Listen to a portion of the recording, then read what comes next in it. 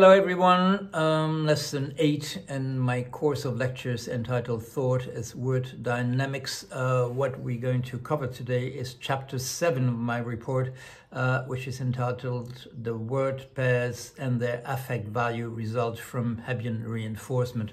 A little summing up here. What are these word pairs? According to me, they are the way that words are written, inscribed, embedded into our memory. I claim that in some way or other, which I haven't thought about, because essentially I'm not a neurophysiologist. It is word pairs which are stored as units within our memory being organized, as everybody knows, as a network. In our brain, it's a natural network. In the machines around us now, they are artificial networks of neurons. Where does that idea come that ideas are essentially the connection of a pair of words? It's in Aristotle.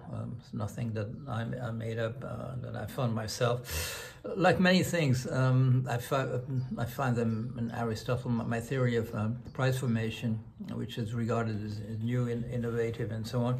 I've never said that it was anything but reviving Aristotle's price theory, as can be found in the Nicomachus ethics. Anyway, this is a little aside. This idea of pairs of words being the unit under which memory is stored in our brain can be found in Aristotle's book entitled Categories, and that's what he calls categories. It's the way of the 10 ways of associating two words. He didn't think of it would be left to the medieval logicians to think of an 11th way words can be associated. It is by the way they sound. Humidity and humility sound very much like each other, and some other words look like each other once they're written. And this is not indifferent that Aristotle didn't mention them, because a lot of what we call Freudian slips, mistakes we make when we speak, are the contamination of one word that we should have uttered by another word that's very close. Another association possible, which I'm a famous victim of, because I juggle with something like 3 native tongues. It's a contamination from a word from one of the other languages that you know pretty well. Hebbian reinforcement. This is a quite commonly known notion. In French it's called frayage. In German it's called Bahnung. It's the idea that once two things have been associated, they remain associated. It's very much also in, if you think of elementary particles, that's the notion of intrication. That once two particles have come into contact, they look like they keep communicating, if not having become a single entity in one way or other. But I'm not going to go into quantum mechanics today. It's called Hebbian, from Donald Hebb, who introduced the notion in the 1940s in the United States. In the rest of the world, it's known, well, still known as Hebbian, but in the rest of the world, people know that the notion was introduced by a certain Sigmund Exner, a German, in 1894. So it should be called Exnerian reinforcement rather than Hebbian. Freud Sigmund Freud was the first person to extensively use the notion in a manuscript published in it's a manuscript. It was not published. It was not published before 1950. So we didn't know about the extensive reflection of Freud about what is called now Hebbian reinforcement before 1950, at which time we were already talking of Hebbian Hebbian connection, but that's for history. So the inventor of the concept is a certain Sigmund Exner. The first person to use it extensively as an explanation of something is Sigmund Freud in a manuscript written in 1895, but only published in 1950. So I'll stick to the usage, which is to call it Hebbian reinforcement, this notion of two things having got together, become very much like each other.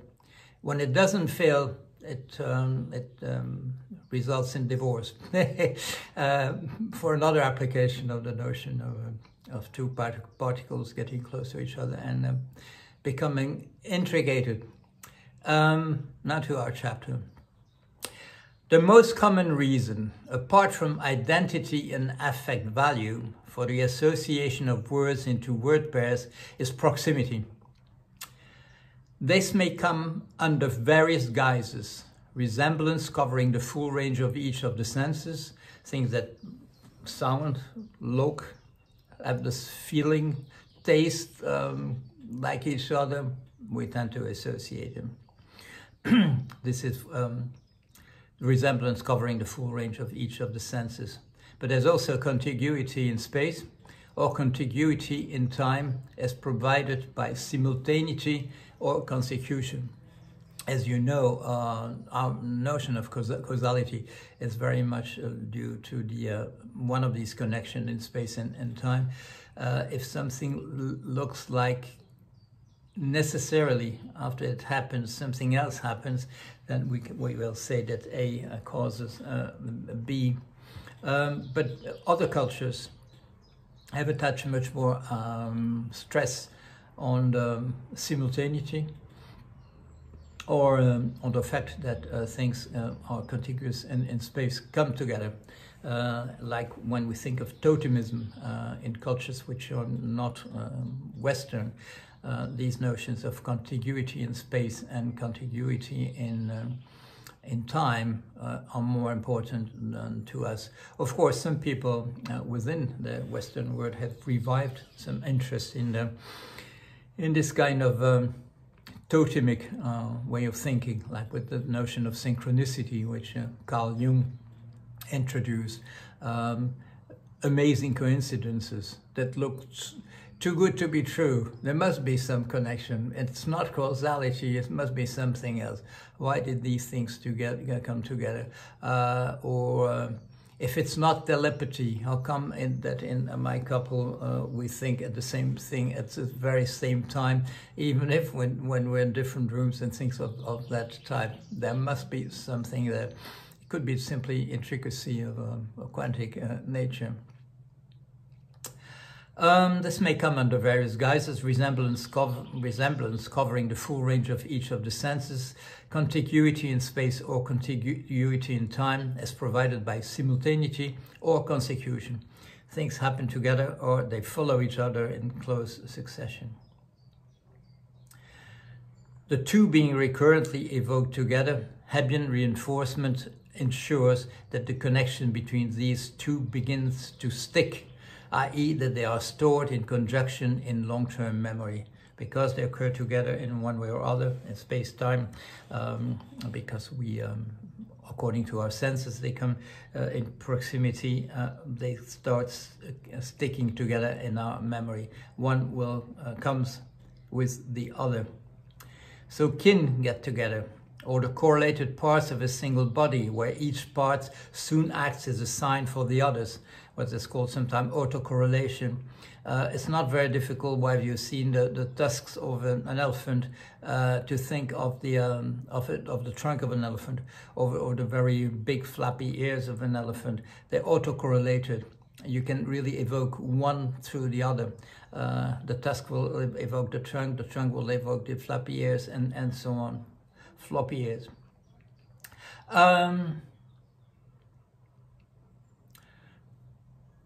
The hammer with the anvil, and common association. Lightning and thunder, because they come together with slight delay, due to the fact that the light goes at a faster speed than sound.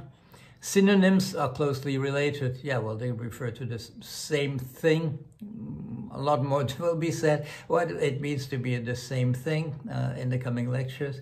And also, to no obvious purpose, at the material level, as said the medieval logician, homonyms, a trunk as a torso, a trunk as a suitcase, and a trunk as a snout. These are three things that can evoke each other simply because, through polysemy, because there's one word which refers to things which are quite different. The torso of a person, a suitcase, a type of suitcase anyway, and the trunk as being the snout of some animals like elephants, tapirs, and so on. How do affect values get assigned to word pairs? We hold that affect values are the way a talking subject experiences the strength of the association of the elements in a word pair. So what I call the affect value is, it is the relevance value, but it is also the strength of the association of the word pair. It is the force that keeps two words together. Why would Jung's patient respond drunk to the stimulus father? Because there has been Hebbian reinforcement. Because the story for this person was that her father was recurrently drunk. Association, though, is autobiographical, i.e. reflecting an individual's special circumstances. Most are cultural, meaning that the recurrence of the same experience for all members of the same cultural environment makes the association universally shared for them. And it gets embedded into the language and the way that things are associated by culture. More about that, because there's the current effort to formalize that and to produce some article or articles on the subject, but I'm not saying more about that right now. Some exposure is, of course, not so much experience as simply found there as an existing feature of the lexicon of the language a subject has learned, i.e. offense shared by speakers of the same language. We have these associations being offered to us when we learn the language. I mean, the cultural part of it. Then we can say father, drunk, piano, horrible, things like that. The learning process leading to the storage of a word pair is driven by punishment and reward. Back to my Pavlovian roots of my approach. I've already hinted at that when all is done, when I'm finished with my 25 lectures, you will see that behind my representation of things is the figure of Sigmund Freud, and you will see also that sitting or standing next to him is that of Boris Skinner, and that beyond, in the far way back beyond the two of them, lies Ivan Pavlov. The learning process leading to the storage of a pair is driven by punishment and reward. The process is clearly visible in language acquisition, where the child, or any subject learning a new language, tests a word recently heard and not yet learned, though, within a word pair, on the lookout for either approval or frowned eyebrows, the latter reflecting in the listener the clash of conflicting affect values that mismatched word pairs engender. When we hear a child saying something, is it true that this and that, and say, no, this is not the way that word is being used, but in our mind, the two words clash because they are not associated clearly in our mind as being two things that go together. And then we have that frowning, that short circuit there, a small short circuit that leads us, when we use these words together, to say whatever A and nevertheless B, because we have that intuitive feeling that they're not meant to go together.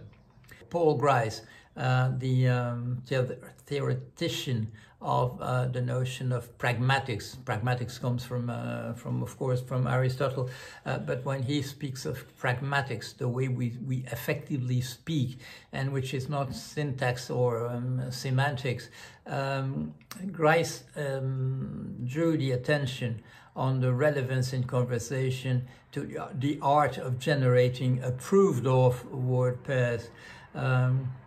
A good pun is a way of using a word pair, but in an unexpected way, and that will make people laugh, because yes, you don't frown, they come together, but not in that particular way, the way it's been used in that joke, in that pun. Similarly, Wittgenstein's, when he says the meaning is the use, that amounts exactly to what I'm talking about here. It amounts to the meaning is a set of word pairs where particular words are represented. You find that in different ways in different places in Wittgenstein.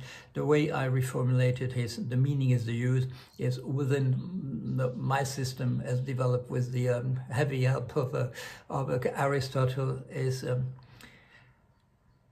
the meaning is a set of word pairs where a particular word is represented in common usage. Okay, this is, I was about to say this is a shorter lecture than the others, which is not the case at all. I've got a very bad feeling, a bad intuitive feeling for the length of time I speak. I hope that you enjoyed this. We're going here, we're on the border of psychology and linguistics. I hope this is entertaining and that you enjoy these lectures. More to come very soon. Bye-bye.